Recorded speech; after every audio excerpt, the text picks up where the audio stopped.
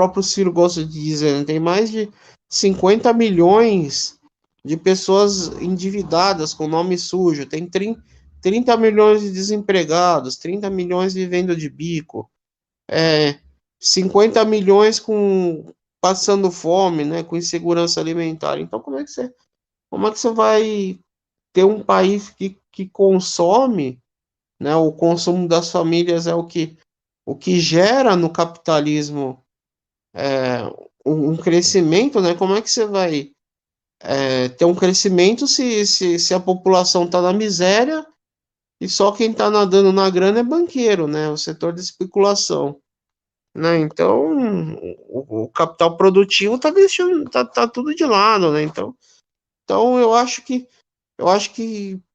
talvez eu não tenha o número de diploma que essa galera tem, mas eu te garanto que eu poderia trazer um neoliberal para o meu lado, eu teria pelo menos uma chance, nem que seja de 1%, de trazer um neoliberal para o nosso lado, né? O próprio, a gente tem exemplos de pessoas que eram neoliberais, né, que se tocaram, que não funciona isso, né?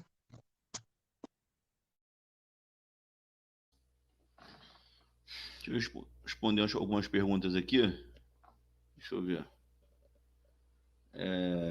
Ceia. Exato, Denis. Igual o Frota passando pano para o que o Ciro falou. O Brasil tem fascismo de esquerda e é liderado pelo PT. Ceia, eu não passei pano. Vou repetir aqui, não sei se o Henrique entendeu. Que o Ciro criticou, e eu concordo, é que o modo como os petistas babantes assediam, abordam, constrangem aqueles que não querem votar no São Lula, tem sim um componente fascista nesse comportamento, entendeu? Ele não disse que o fascismo é um fenômeno de esquerda. Ele não está falando como um sociólogo. O Ciro ele é candidato a presidente, ele não é professor de sociologia. Então ele acha que essa postura antidemocrática, insidiosa, constrangedora que os petistas fazem com relação a quem não quer votar no São Lula, entendeu? Ao mesmo tempo que de maneira bovina passam pano em todas, entre aspas, contradições, né, que eles chamam de contradições, eu chamo de canalice, isso aí para ele é uma postura fascistoide, vindo de setores da esquerda, e eu concordo com ele, entendeu? Então não sei o que o Henrique acha disso, mas mediante do que o Ciro falou nesse sentido, eu concordo totalmente com ele. Não, essa questão, né? O Ciro ele aborda numa figura de linguagem, né? É, é que assim, no linguajar popular, fascista e autoritário são sinônimos, tá? O Ciro ele fala, a própria galera que critica o Ciro, né?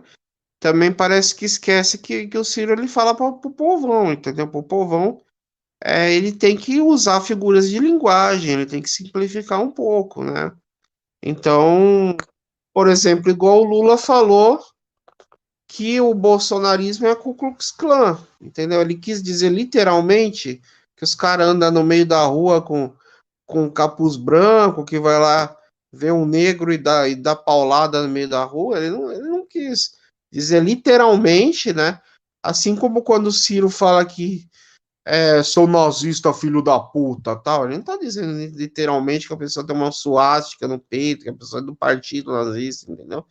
Ele o Lula usa muito essa figura de linguagem, assim como o Ciro, de tentar fazer uma aproximação, né? Fazer um comparativo. Olha, o Bolsonaro ele tem elementos da propaganda nazista. Ele não é literalmente um nazista, entendeu? Por exemplo, ó, o Lula, o PT é fascismo. Não, o fascismo ele tem, sei lá, um viés sectário, né? Então, é, comportamento X é sectário, então logo se assemelha ao fascismo. É uma questão de comparação, né? Não, de usar figuras de linguagem, né? Não é uma questão de literalidade, né?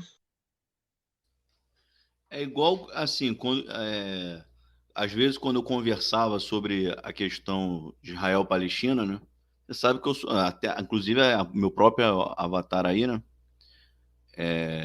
Mostra que eu sou favorável a Israel, embora eu não seja contra a criação de um Estado da Palestina. Aí o pessoal dessa esquerda mais emocionada fala que diz que Israel promove uma política idêntica ao apartheid sul-africano. Aí eles pegam para justificar, para confirmar esse viés, falas, por exemplo, o Jimmy Carter já disse isso, e o Desmond Tutu, que é um bispo anglicano, sul-africano, que morreu, que deram declarações nesse sentido. Só que os dogmáticos não entendem que o Desmond Tutu e o Jimmy Carter, eles não são sociólogos, eles não são cientistas políticos. Né? Inclusive os dois, até que eu citei aqui, coincidentemente, eles são pessoas de formação teológica, eles são sacerdotes, um anglicano e o outro batista. Então, quando eles falam isso, não é para você levar literalmente, achar que Israel está promovendo o apartheid contra os palestinos, entendeu? Porque se você for estudar, ler metodicamente como é que funcionou o apartheid na África do Sul, não dá para você levar mecanicamente esse mesmo fenômeno, que é tipicamente sul-africano, para a questão de Israel-Palestina. Mas eu já vi muito esquerdista, comunista emocionado usando essas falas, porque olha como é verdade que o que Israel faz lá na Palestina é o apartheid. O Desmond Tutu falou, o Jimmy Carter falou, entendeu? Então, eu acho que essa esquerda emocionada ela não percebe quando é para você levar uma fala ao pé da letra realmente e quando é para você entender como figura de linguagem, entendeu? Porque se você for levar tudo ao pé da letra, você não consegue fazer política, não consegue falar mais nada, não vai conseguir comunicar com a população. E a política, né? A política é a linguagem semiótica, né? Uma linguagem, às vezes, que está no subjetivo, né? Está no inconsciente coletivo. Né? E muita gente critica o Ciro justamente porque o Ciro ele não, ele traz muito dado, muita estatística e pouco exemplo prático, né? Então, quando o Ciro faz uma associação por uma figura de linguagem, não recebe crítica, né? Então, é, eu acho que está dentro do jogo político, né? Se a estratégia é estratégia errada ou não, né? É o eleitor que vai ter que dizer, né?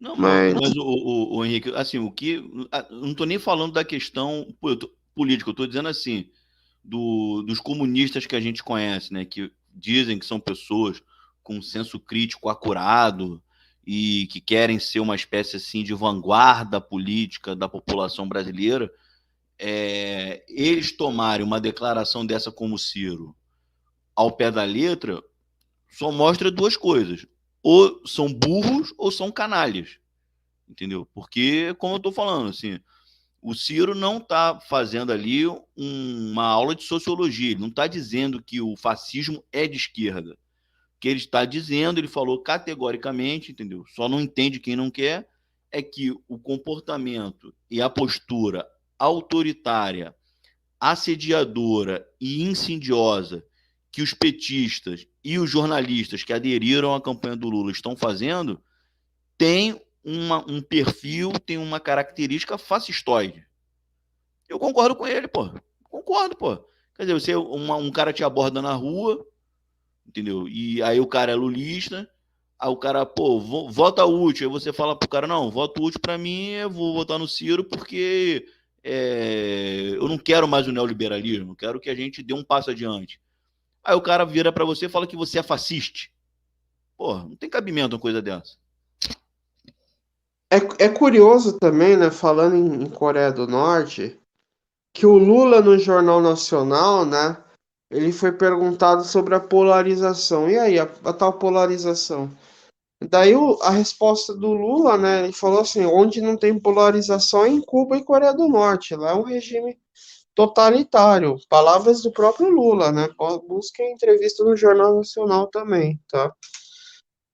Quer dizer, então, para termos de entrevista, né, e estratégia, o Lula condena, né, rechaça os regimes socialistas, né?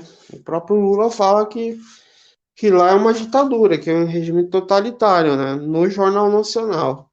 Não sei se você se lembra dessa fala.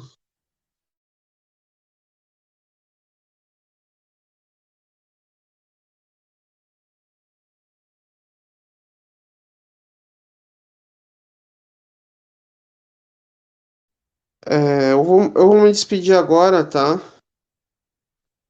Um grande abraço a todos e boa noite.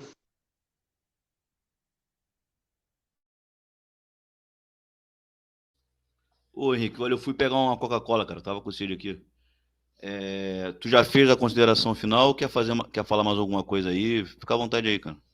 Não, não, eu ia perguntar se você lembra do Lula, da pergunta que o Bonner fez pro Lula no Jornal Nacional, a respeito da polarização, né? Daí o Lula disse que o único lugar que não tem polarização é na Coreia do Norte, que é um regime totalitário, né? Não sei se você, que é uma ditadura, não sei se você lembra do Lula falando isso, né? Que os regimes socialistas são ditaduras, né? O próprio Lula falando isso no Jornal Nacional.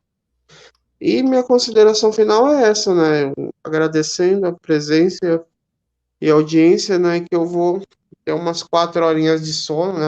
Umas 5 horinhas de sono até eu acordar amanhã. O Henrique, então, antes de você sair, né? Então, assim, o Lula, né, cara, ele é um cara que assim, eu não acho que ele tem escrúpulos, eu acho que é um cara sem escrúpulos. E ele fala o que ele acha que a audiência para a qual ele está se pronunciando tem que ouvir. Então, só para finalizar, né, eu dou um exemplo do que está acontecendo na Nicarágua. Assim, o que o Daniel Ortega, que é parceiraço do Lula, tá fazendo lá é uma coisa assim, porra, de república de banana, entendeu? Parece aqueles regimes monárquicos africanos que surgiram ali no pós-independência, tipo o Idi Amin Dada. E vou citar, né, uma fonte para você e quem tiver curiosidade pesquisar, né? Tem uma entrevista no El País de um camarada chamado, acho que é Sérgio Ramírez. O Sérgio Ramírez, ele foi vice-presidente da Nicarágua no primeiro mandato presidencial do Daniel Ortega, que o Daniel Ortega teve a revolução, né, em 79, aí um conselho ali revolucionário administrou provisoriamente, aí teve uma eleição, aí o Daniel Ortega foi eleito a primeira vez em 85. O Daniel Ortega ele foi presidente da Nicarágua a primeira vez de 85 a 90. E esse Sérgio Ramírez era o vice-presidente. Ele era o vice-presidente do Daniel Ortega nesse período.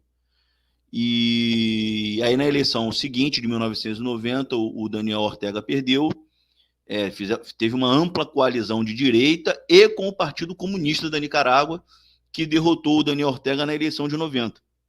E aí ele voltou nos anos 2000 para ter um novo mandato e depois acabou instituindo uma ditadura. Nessa ditadura atual, esse Sérgio Ramírez tem uma entrevista dele, agora, assim, recente assim, do início do ano, eu acho, ou do ano passado, que ele deu sobre o que está acontecendo na Nicarágua sob o regime do Daniel Ortega. Então, assim, é um cara que é um veterano sandinista, um cara que é sandinista raiz, foi vice-presidente do país, é um cara que é um jornalista, um intelectual reconhecido na Nicarágua e fora da Nicarágua, e ele descreve aonde que o regime do Daniel Ortega chegou com a implantação de uma ditadura. Há um regime autoritário lá, entendeu?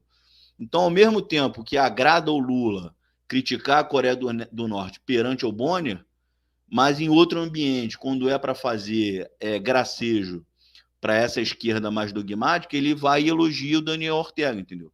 E se você quiser ver o que é o Daniel Ortega, procura essa entrevista no El País do Sérgio Ramírez, que ele descreve